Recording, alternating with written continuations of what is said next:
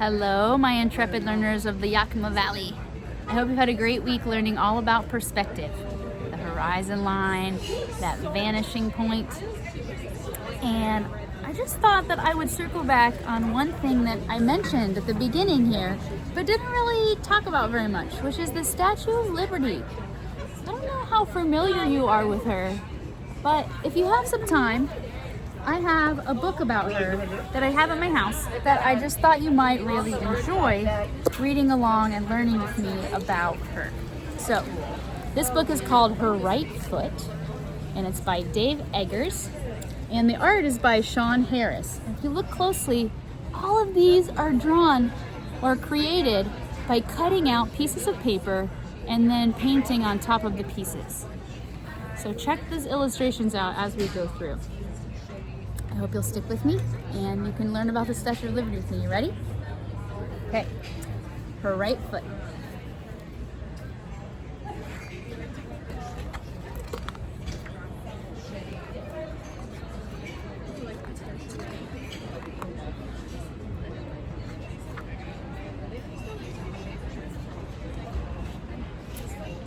You have likely heard of a place called France.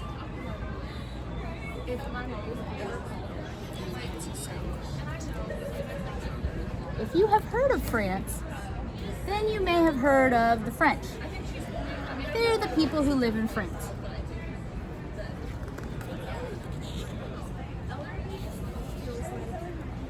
You may also have heard of something called the Statue of Liberty. Did you know that the Statue of Liberty comes from France? This is true. This is a factual book.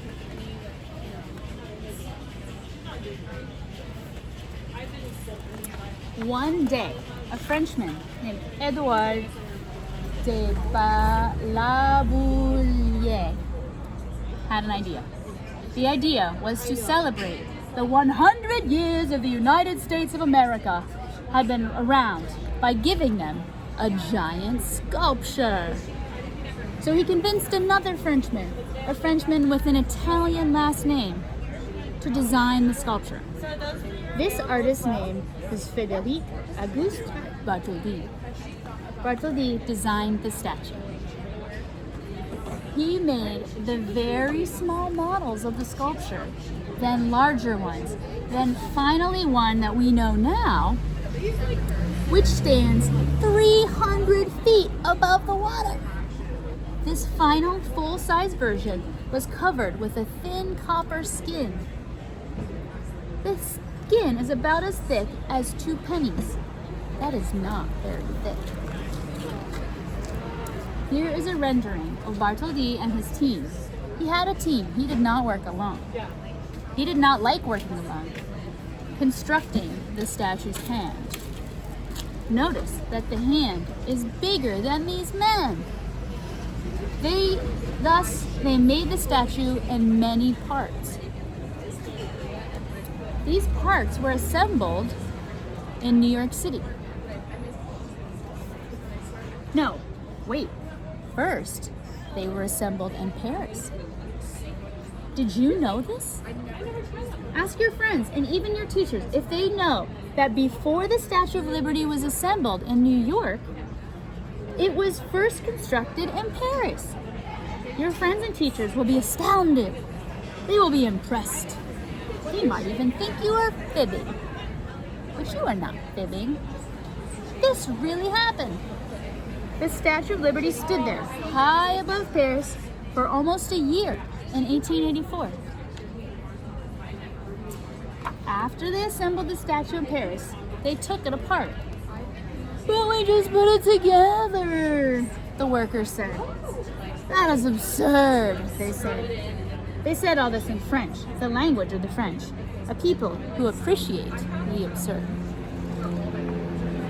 In 1885, after they took it apart, they put it in 214 crates. And they put these crates on a boat. The boat was called Isere. The boat traveled over the Atlantic Ocean and made its way to a city called New York, which is an estate also called New York. New York, New York. Hundreds of workers, perhaps 214 of them, took the pieces out of the 214 boxes, then began to rivet the pieces together. Assembling the statue took 17 months, and it all happened on what was then called Bedloe's Island. There's the rest of New York. Check it out. Manhattan, Brooklyn, New Jersey. Bartholdi liked to see the sculpture rise above the harbor. Sometimes he watched the construction from the water. Sometimes he watched it from the land. Usually, he was wearing a sturdy black hat, for he, like most European men of the time, favored sturdy black hats. You may have noticed by now that the pictures of the Statue of Liberty in this book have her colored brown. You may have thought the illustrator of this book was not so good at his job, because we all know that the Statue of Liberty is made to be a certain greenish blue, but the Statue of Liberty was made of copper, and all copper starts out brown. Then, very slowly, when the outside has, for longer periods of time, left outside, the copper will eventually oxidize, and it turns this blue-green color. So, the Statue of Liberty that everyone in New York saw being constructed was actually brown. The Statue of Liberty, in fact, was brown for about 35 years. The statue turned green around 1920 and has been this color ever since. Perhaps you already knew this. And you may have known that the book that the statue is carrying, the one in her left hand, features the date July 4th, 1776, on which the Declaration of Independence was signed.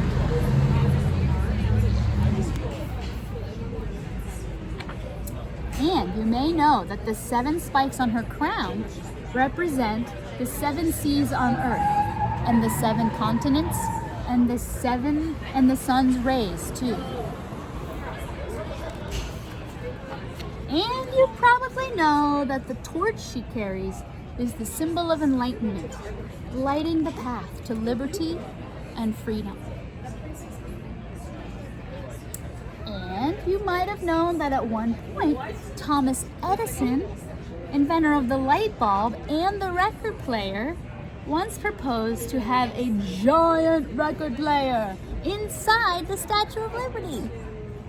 He did. He wanted the statue to be able to speak. In the end, though, this idea was considered a bit strange and not pursued. And did you know that the interior of the statue was designed by another Frenchman by the name of Eiffel? That's right, the same Eiffel who a few years later would design the Eiffel Tower. And did you know that while the statue was first being constructed in Paris, a bunch of Parisians, mostly writers, they like to eat, actually dined in the area just below the statue's knee? This too is true. While the statue was rising, Bartholdi set up a lunch 4 stories high to impress and enthrall all the French writers who, being difficult to impress and enthrall, were at least mildly amused. But there is one thing that you might not know. And this is the central point of this book. A point the author apologizes for taking so long to get to. The point is that even if you have seen a picture of the Statue of Liberty, you have probably not seen pictures of her feet. And even if you have seen pictures of her feet, you have probably not seen pictures of the back of her feet. In particular, her right foot. What do you notice when you see this picture?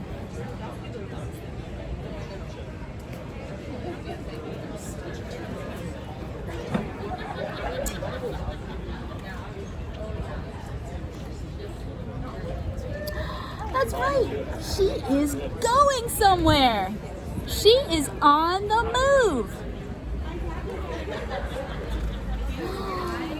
Let's pause and collect ourselves and think about this. Let's discuss this. Let's think about and discuss the fact that this is the largest sculpture in all the land and the most iconic symbol of the United States of America. Let's talk about the fact that this statue has welcomed millions of visitors and immigrants to the USA. People talk about her unusual headwear.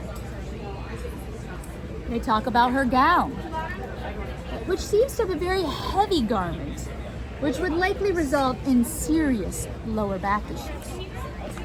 They talk about her beautiful torch and the severe look on her face. But no one talks about the fact that she is walking. This is a 150-foot woman on the go. Every time we see the Statue of Liberty in pictures, or anytime we imagine the Statue of Liberty, we see her standing still, very still, like, well, a statue. But she is moving. She weighs 450,000 pounds and wears a size 879 shoe. And she is moving. How can we have all missed this? Or even if we saw this and noticed this, how is it that we have seen and noticed a 450,000 pound human on her way somewhere and said, it's just another 150-foot woman walking off a 150-foot pedestal? And most important, where is she going?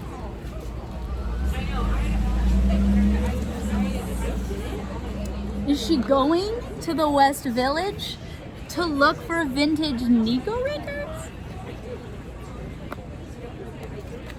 No. She is facing southwest. So she is facing New Jersey. Could she be going to Trenton? Wait, no, she is facing southeast. So she is not going to New Jersey, but she is going somewhere. But where? Why is she moving? There are certain things we know. We know that around her feet are chains. They are broken chains, implying that she has freed herself from bondage. We know that Bartholdi wanted us to know this. He wanted us to see the chains. People have talked about the chains. But few talk about the foot that is so obviously mid-stride. About the fact that her entire right leg is mid-stride. What does this mean? What does this mean that we often forget about this right foot, this right leg? Here's an idea. Here is a theory. Here is a reminder. If the Statue of Liberty is a symbol of freedom, if the Statue of Liberty has welcomed millions of immigrants to the United States, then how can she stand still?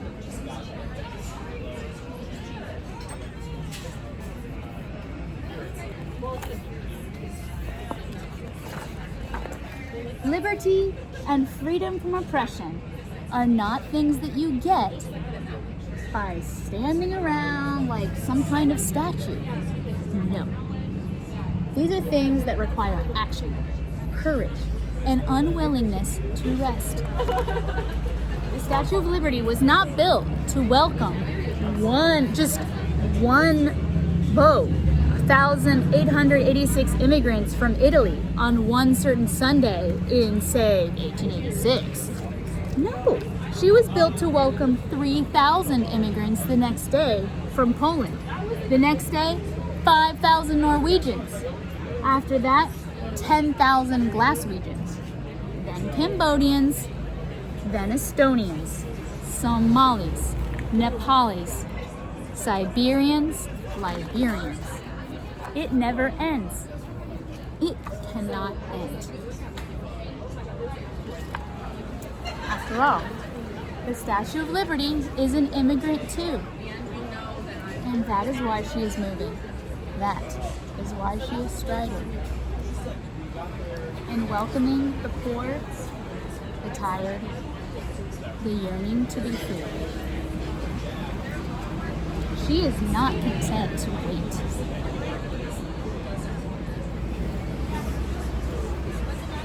She must meet them in the sea.